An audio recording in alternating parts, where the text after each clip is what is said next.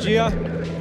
Eu me chamo Vitor Ladeira, eu sou fundador e diretor executivo do Instituto Vini Júnior e eu cuido de toda a parte social e cívica da carreira do atleta, que eu imagino que a maioria de vocês conhece, né? Assim, alguém que não conhece o Vini Júnior, tem uma foto dele ali para ajudar a gente. Vini Júnior, craque do Real Madrid, da seleção brasileira, menino de 23 anos, né, que tem sonhado muito em transformar a educação no Brasil, e eu vou contar um pouco dessa história aqui para vocês. Mas antes de começar e contar essa história, falar de Senac é falar de educação, né? O Senac tem seu mandato institucional trabalhar com educação, e uma educação com um propósito muito objetivo, né? Que é de ajudar as pessoas a deixar a sua marca no mundo através do trabalho. E falar de educação e de inovação é um lugar muito sensível, porque, por vezes, as pessoas confundem e acham que inovar na educação é mexer em um dos principais elementos do processo educativo, que são as pessoas. Eu costumo dizer que, até hoje, não inventaram nada mais inovador para ensinar do que a professora. E quando vocês virem qualquer tipo de movimento que substitui esse elemento pela tecnologia, isso não é inovação em educação. Isso é desconstruir a essência da educação. Educação é um sistema baseado em trocas, que geram valor para as duas partes. Não há como substituir o elemento humano nesse processo. Isso é muito importante. A educação deve considerar sempre essas duas partes. E uma parte não é melhor do que a outra. Cada parte traz o seu referencial, a sua cultura, os seus repertórios, e nessa troca de valores é que emerge o que a gente chama de conhecimento.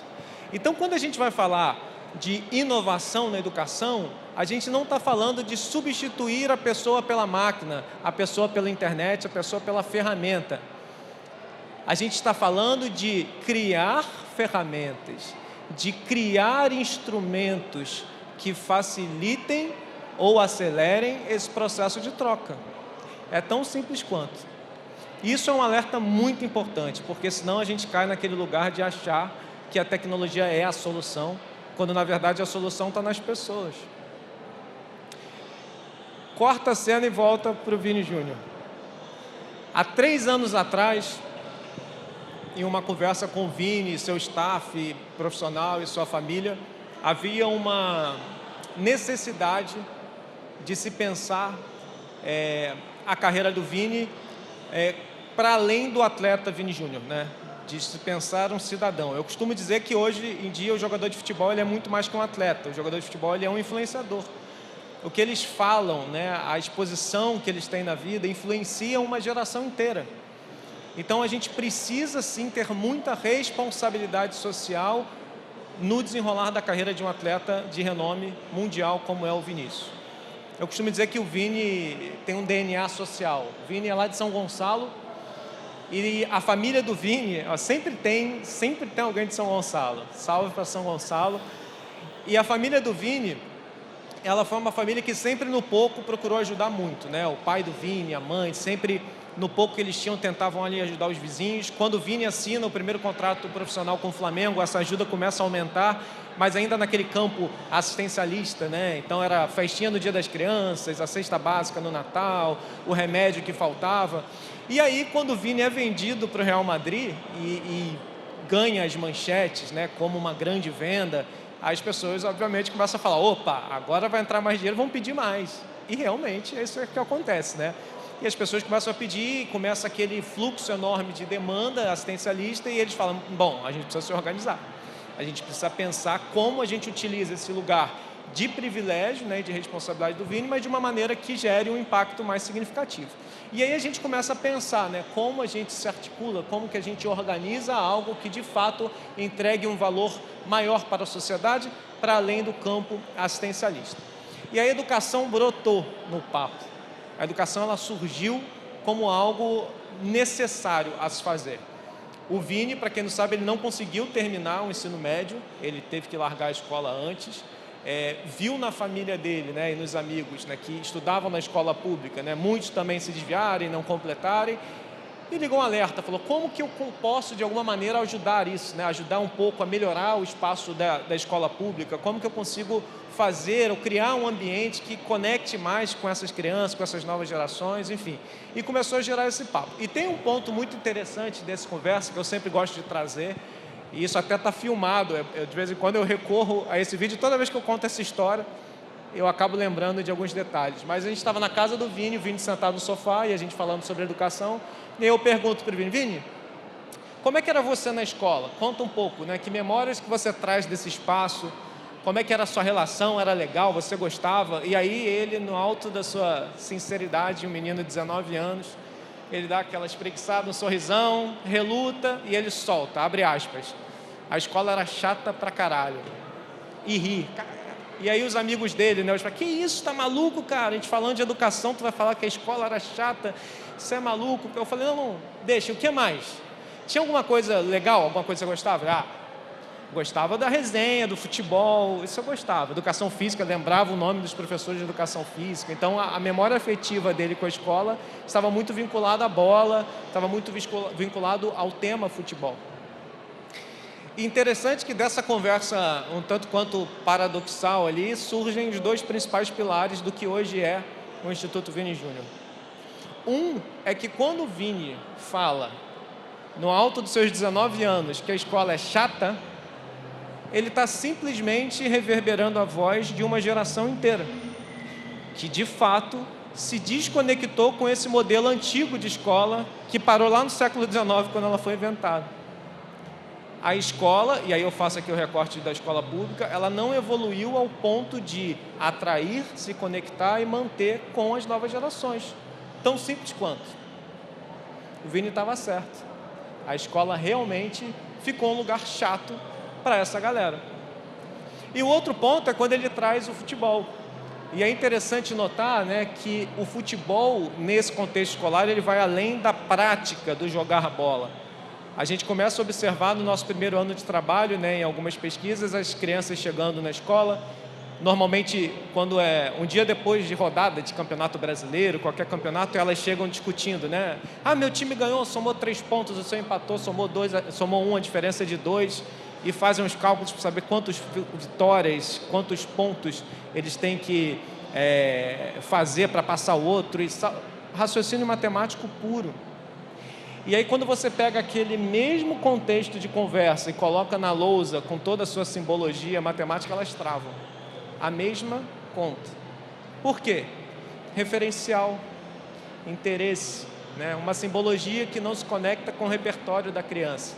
E aí a gente começa a perceber o futebol não como uma prática desportiva, mas sim como uma linguagem. Uma linguagem que é lúdica, uma linguagem que é universal, uma linguagem que é atemporal. Uma linguagem que tem o poder incrível de facilitar processos de ensino-aprendizagem. E aí o Vini já nos dá a segunda deixa para o grande pilar do Instituto, né? Que é como que eu facilito os processos por meio de uma linguagem que faça mais sentido para os educandos. Então, daí a gente começa uma construção do que seria o Instituto e a gente adota uma escola piloto lá em São Gonçalo, a escola onde o Vini estudou. A gente monta um grupo de professores, de docentes da rede pública de São Gonçalo, para a gente começar a pensar, né, em como entregar um conteúdo de uma maneira mais legal para as crianças. E o que a gente faz? Trocando em miúdos. A gente pega todo o conteúdo, a princípio, de 1º a 5º ano do ensino fundamental, e a gente começa a transformar esse conteúdo na linguagem do futebol. O que significa dizer? Que eu consigo, por exemplo, mediar uma aula de geometria te apresentando as figuras geométricas de um campo de futebol, onde eu vou dizer lá que o círculo central do campo é um círculo, é geometria plana, que é diferente da bola, que já é uma esfera, é um sólido geométrico. E eu começo a referenciar o conteúdo com o tema do futebol. E a gente começa a testar isso com as professoras e aplicar isso com os alunos para ver se tem sinergia, se eles aprendem legal, se eles aprendem melhor e etc. E aí, no segundo momento, o que a gente faz? A cereja do bolo Aí tem a Maíra, que daqui a pouco vai falar com vocês aqui, que é expert nisso. A gente gamifica esse processo. Então, o que a gente faz? A gente cria trilhas formativas dentro de um game, um aplicativo que a gente chama de base, com todos os trocadilhos possíveis da base, porque a base realmente é necessária. Aliás, o Vini traz muito essa questão da base na conversa, quando ele fala assim, poxa, quando eu era moleque lá na base do Flamengo, eu lembro que eu não gostava muito da parte física, da parte tática, de ficar olhando o professor escrever lá tática e skills e não sei o quê. Eu gostava de ir para o campo jogar bola. Era muito chato aquela parte, a parte de nutrição, psicólogo. Mas hoje eu vejo que toda essa parte que eu achava chata me fez ser o jogador que eu sou hoje, nível de seleção brasileira. E fazendo esse comparativo com as disciplinas, é exatamente esse discurso que a gente ouve. Para que eu tenho que aprender isso? Né? Para que isso é necessário? Um dia isso vai fazer sentido na sua construção. Então, a base ela é necessária para a construção de qualquer profissional de qualquer área. Né? Então, a gente acredita muito que a educação de base, o mínimo necessário para que você seja um bom cidadão e tenha uma visão muito completa da vida e do mundo do trabalho, ela é necessária. Então, por isso que o nome base, por isso que investir a base, por isso que a gente trabalha muito esse trocadilho. Mas, enfim, a gente gamifica, né? Então, a gente começou a criar as trilhas formativas baseadas no universo do futebol. Então, hoje, no aplicativo base, se vocês entrarem, vocês vão ver que a gente tem 5 temporadas, né? 5 temporadas, cada temporada corresponde a um ano escolar. Então, primeiro ano do fundamental, primeira temporada, segunda temporada e por aí vai até a quinta temporada, que é o 5º ano. Né? Então, quando você entra lá na primeira temporada do base, você vai encontrar as ligas. Então, tem a Liga Regional, a Liga Nacional, a Liga Continental, a Liga Mundial. Cada liga corresponde a um bimestre, porque a gente faz as trilhas casada com o planejamento da escola, né? Que é bimestral. Quando você entra na liga, então, Liga Regional, primeiro bimestre, você vai ter lá as etapas, né, que são as fases, que vai desde a fase de grupo, passando por oitavas de final, até a grande final. Ali a gente tem a divisão, na verdade, dos eixos temáticos da BNCC. Né? E importa dizer que todo esse conteúdo é baseado na BNCC. A gente pega lá as habilidades previstas na BNCC, que é a Base Nacional Comum Curricular, e a gente faz essa tradução para a linguagem. Então, o conteúdo é o mesmo que as crianças têm na escola. Então, eu tenho lá na fase de grupos, eu vou estar aprendendo língua portuguesa. Quando eu avanço para as oitavas de final, eu vou para matemática. Depois eu vou para ciências humanas, ciências da natureza. E, por fim, a grande final são sempre atividades psicomotoras.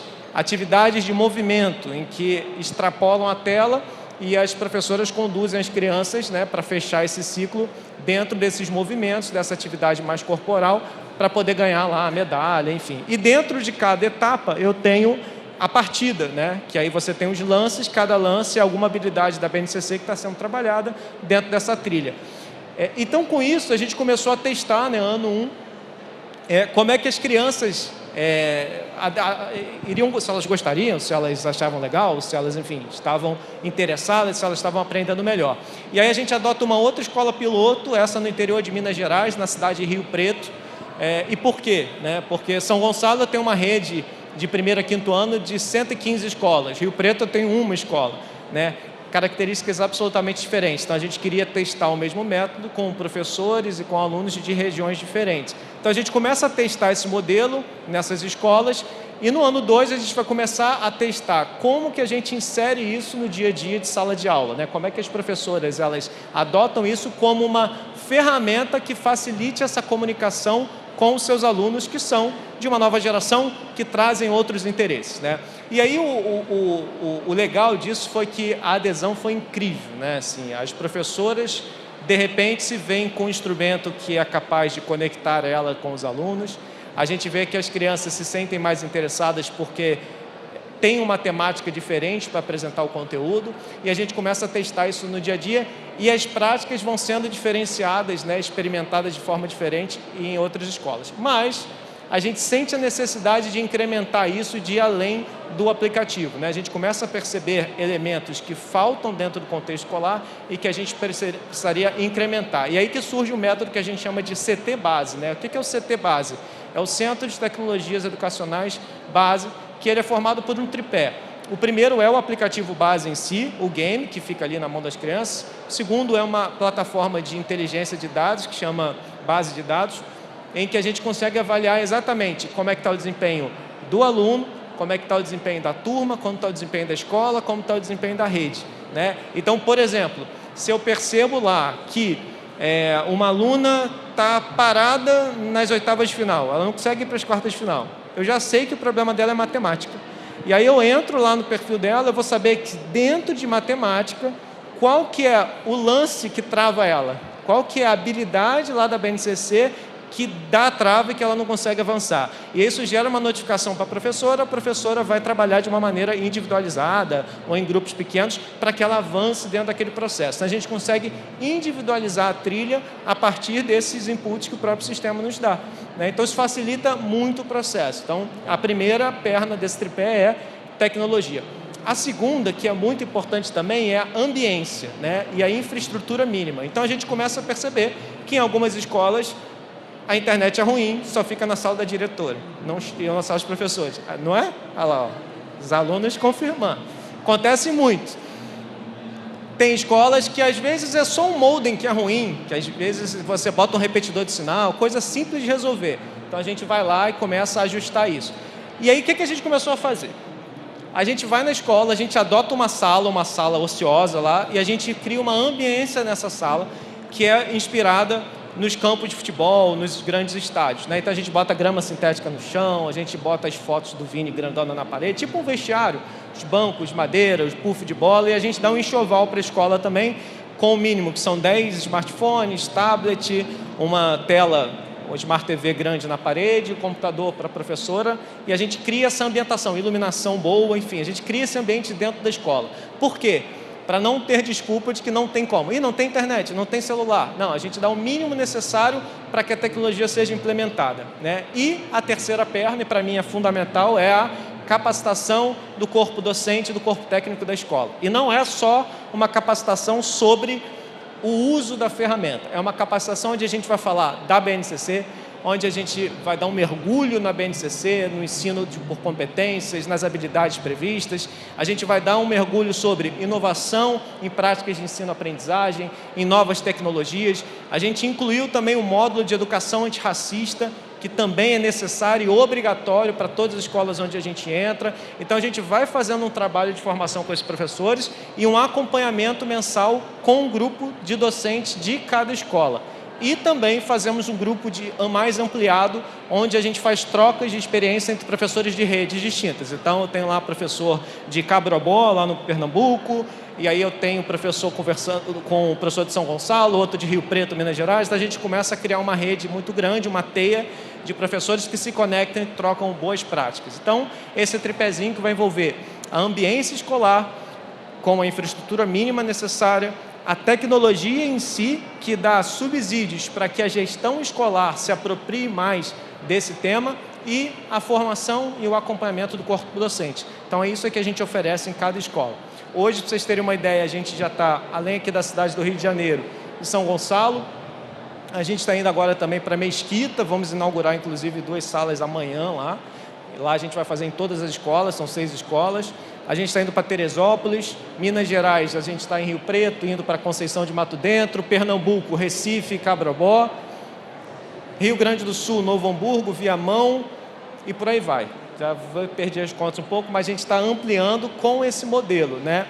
E no fim do dia, assim, o que a gente quer é fazer com que a escola pública volte a ser um lugar interessante para os alunos, volte a ser um lugar onde as crianças queiram estar. A gente acredita, eu confio muito nesse espaço escola, né? Eu acredito que a escola é um solo sagrado, né? É um lugar, aliás, um dos últimos lugares onde a gente vê dentro das comunidades, dentro dos territórios, um lugar de troca, um lugar apartidário, um lugar que realmente entrega valor para a comunidade e para a sociedade, né? Então, assim, a escola pública, ela precisa ser valorizada, né? E a gente vem aí de um pós-pandemia, onde as crianças ficaram 2 anos fora da escola. Aliás, o Brasil foi o país que demorou mais tempo para voltar para a sala de aula.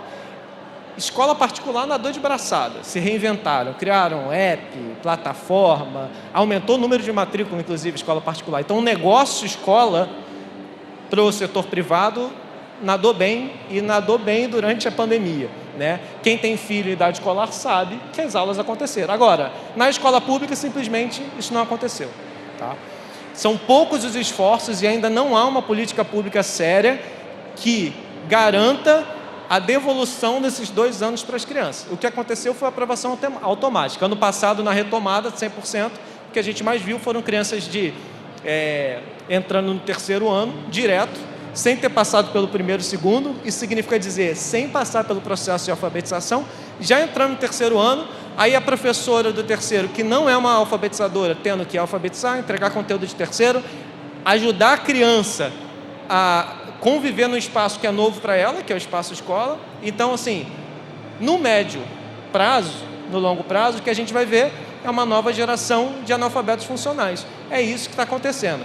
Ontem, a gente conversava com uma diretora de uma escola, ela estava falando, crianças já no 5º para o 6º ano, que também têm dificuldade em interpretação de texto e matemática básica. Assim. Então, estão só empurrando, ano. E se a gente não tiver uma ação enérgica, né, de ombro a ombro ali dentro da escola, para ajudar a escola a devolver esses 2 anos para as crianças, isso não vai acontecer.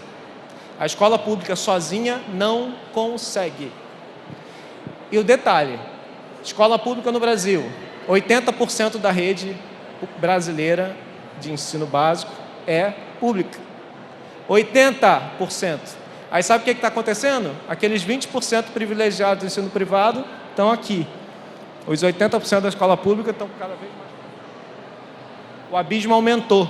Então, o nosso trabalho hoje, a nossa missão como Instituto Vini Júnior é como é que a gente junta essas pontes, como é que a gente diminui esse abismo, como é que a gente valoriza o espaço da escola pública e faz com que ela seja melhor. Eu sempre digo, a escola pública, ela teve... Acabou meu tempo, mas eu vou fechar já para ter tempo de perguntar, tá bom? 1 minuto. A escola pública, durante muitos anos, teve um papel significativo na garantia de direitos das crianças e do adolescente. E por que isso acontecia? Porque muitas vezes a criança ou adolescente, sei lá, não tinha banheiro em casa, ele tinha banheiro na escola. Ele não tinha vestuário adequado, aí ele tinha uniforme e tênis da escola. Em casa ele só tinha uma refeição, e mal tinha. Na escola ele tinha 3 refeições. Na escola ele era valorizado, na escola ele era chamado pelo nome, na escola ele tinha suporte, assistência social, assistência psicológica, ele tinha alguém que ouvia. A escola sempre foi esse espaço de acolhimento e espaço de garantia de direitos para os mais vulneráveis. O que ocorre é que o tempo passou e a escola pública tem sido sucateada, desvalorizada, e ultimamente a gente viu aquela onda, né, inclusive de assassinatos, de ataques dentro da escola, e isso fez com que a escola meio que fosse jogada de lado. A gente precisa fazer com que a escola volte a ser esse lugar. E essa é a nossa grande missão. Como que a gente consegue mover só um pouquinho dessa paixão que o brasileiro tem pelo futebol? Eu sempre digo, o futebol é tão incrível, ele tem um poder tão grande que você tem mais países associados à FIFA do que à ONU. Isso é verdade, pode dar um Google aí e pesquisar. O futebol tem um poder incrível. O Vini Júnior, um menino de 23 anos, tem um poder incrível. O que ele fala, as pessoas vão ouvir. Como que a gente consegue mover só um pouquinho dessa paixão para a educação? É isso que o Vini quer fazer, é isso que a gente se propõe a fazer com o Instituto. Uma salva de palmas. Vitor, a gente consegue abrir para perguntinhas rapidinho? À vontade. Queria saber se alguém tem pergunta aqui. Temos alguma pergunta? Pergunta. Alguém me apontou ali. Não. Temos uma aqui. Maria, minha microfone girl, vai levar a nossa pergunta. Fala só seu nome, por favor, querido, sua pergunta. Olá, tudo bom? Meu nome é Jonatas Nascimento. Primeiro quero te parabenizar por essa iniciativa que eu achei assim incrível, sabe? Eu sinceramente nem imaginava que o Instituto Vini Júnior era voltado para isso, porque eu já ouvi falar muito sobre o Instituto, mas não fazia a menor ideia do que era, assim, basicamente. E Meu sonho sempre foi ser educador. Eu não sou educador. Sempre foi ser. Eu gosto muito de futebol, entendeu? Inclusive, sou flamenguista doente e sempre joguei futebol e, por conta de ser um pouco pereba, eu jogava no gol. Modéstia à parte, até agarrava bem. Hoje, eu sou judoca. Sou até federado na Federação de Judô aqui do Rio de Janeiro. E por conta do meu professor, o meu sensei, ele está com algum problema de saúde agora, eu me vi na necessidade de ser o educador dos judocas pequenininhos lá. E eu tenho tentado fazer essa forma lúdica de ensino, porque o judô ele tem algumas técnicas e nomes que são meio chatos e as crianças não têm muita paciência, né? Então eu tento fazer de forma lúdica para que eu prenda a atenção deles, né? Ensinando o judô para eles. Mas, dito isso, a minha pergunta é voltada para o seguinte: hoje em dia, o fomento do futebol, principalmente na área feminina, hoje a gente tem a Copa do Mundo feminina, tem o Campeonato Brasileiro feminino, inclusive até o Corinthians foi campeão esses dias atrás, acho que foi ontem, e não só as meninas, tá? Mas, por exemplo, o meu irmão é 10 anos mais novo que eu, mas apesar de eu ser assim, uma pessoa que gosta muito de futebol, ele não tinha a menor paciência. Ele falava assim: como pode 11 pessoas ficar correndo atrás de uma bola, que saco? Então a minha pergunta é, não só para o público feminino, mas para todas as pessoas, como é a adesão dessas pessoas, desse público, em relação ao futebol, a educação voltada para o futebol, entendeu? Tipo assim, porque a gente vê, se for um moleque, o moleque vai se amarrar no futebol, entendeu? Então, entendeu a pergunta? Legal? Obrigado, tá? Obrigado, Jonas. Excelente pergunta. Você nem combinou, mas você trouxe um ponto muito, muito, muito importante que sempre vem, né? O que é importante dizer, né? Assim, o que a gente faz não é sobre futebol somente, não é sobre a modalidade futebol, é sobre a inovação e um processo, né? Então, uma coisa que eu posso garantir é que isso, pelo que a gente tem experimentado, né?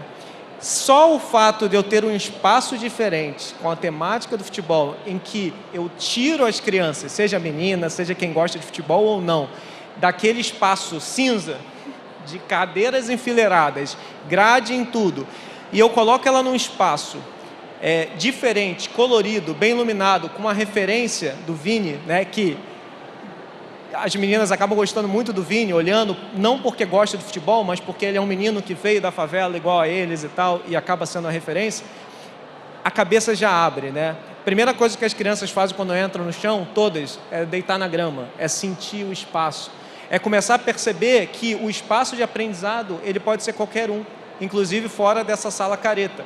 Então, essa virada de chave para eu trazer uma ambiência diferente, eu saber que eu posso aprender com o celular, né? Que o celular e a tecnologia não precisa ser demonizada, né? Desde que ela seja bem aplicada. Então, só esse movimento ele já é o suficiente para a gente inovar no processo e as crianças se abrirem para o novo processo. Principalmente as professoras, que é o nosso grande desafio. Quando a gente chega lá, muitas professoras nem sabem quem é o Vini Júnior, né? Então, essa referência, às vezes, nem faz muito sentido. Mas, quando elas começam a perceber que a mudança de cenário, né, a mudança do instrumento didático que eu tenho, né, e as referências, elas mudam e conectam os alunos, nossa, eu consigo falar melhor com os meus alunos me dão atenção, e aí a chave vira. Então, ele é muito mais do que gostar ou não de futebol, eu começar a perceber que há outras formas de se aprender, e o futebol é uma delas, né? Então, assim, a adesão das meninas é 100%, a gente nunca viu nenhum tipo de diferença nesse processo. E foi um cuidado que a gente teve, inclusive, no começo, né? E a gente começa a perceber, inclusive, né, que a chave que a gente quer virar na cabeça das professoras é muito mais do que o uso do aplicativo. A gente teve um caso, e aí eu vou me alongar um pouco nessa resposta aqui, porque teve um caso que eu acho muito emblemático. Tem uma escola lá dentro do Kelsons, na Penha, que é um ambiente bem hostil. É uma escola que, para mim, hoje é uma das maiores referências hoje dentro da nossa rede, né, que a gente trabalha. A gente chegou lá para visitar a escola e aí a diretora falou assim: tem uma professora lá, professora de matemática, que está usando o CT, vai lá, tá, as crianças estão lá. E aí, quando a gente chegou na sala, no CT base lá, estavam as crianças divididas em 2 grupos, sentadas na grama. Um grupo do lado de cá estava com os celulares na mão, jogando aplicativo, e o outro grupo estava sentado com umas balinhas. Sabe aquelas balinhas de morango, de antigamente? Elas com umas balinhas. E eu olhei, né, parei, fui observando. Essa professora, ela entendeu exatamente o que a gente estava falando, que é muito mais do que futebol. É inovar no processo. O que ela fez? Como não tinha celular suficiente para todo mundo, ela ficou, olha, vocês vão ficar fazendo a jornada aqui, aprendendo conteúdo. E vocês vão ficar com a balinha. Era aula de operações matemáticas, conjunto, multiplicação. Então, elas ficavam com as balinhas. Eu tenho 5 balinhas, você tem 5, eu te presto 2. Então, se eu juntar as 2, dá tanto. E as crianças estavam tão animadas com os celulares, tanto quanto com as balinhas. Balinha. Celular. Então, essa professora percebeu que não é sobre tecnologia, não é sobre o futebol em si, é sobre como que eu saio dessa bolha que é o ensino careta, quadrado, que vem do século XIX, com essa característica meio militarizada, né, de grade, sirene, uniforme, fileiras, enfim. E como é que a gente desconstrói isso e oferece? Então, as crianças aprenderam e se divertiram igual com o celular e com a balinha. Deu tantos minutos, trocaram. Quem estava com a balinha foi para o celular, quem estava com o celular para a balinha, e todas se divertiram e, principalmente, aprenderam em um formato que é diferente, não é conteúdo no quadro. Então, é muito mais sobre como que eu inovo no espaço escola do que necessariamente. O futebol, a imagem do Vini é a deixa, né? O que nos permite entrar em espaços, o que a gente inspirar as pessoas. As crianças olham a foto do Vini, é incrível, assim, o efeito, né, de inspiração, os olhinhos brilhando. O Vini está falando que estudar é legal, o Vini está falando que é bom estudar, é bom evoluir no estado. Que ele não pôde, mas ele quer possibilitar isso para mim. Então, isso é o que vale no final. Então, não sei se eu consegui te responder, acho que eu fui até um pouco além, mas sua pergunta foi muito boa porque me deu deixas para eu falar. Obrigado, Jonatas.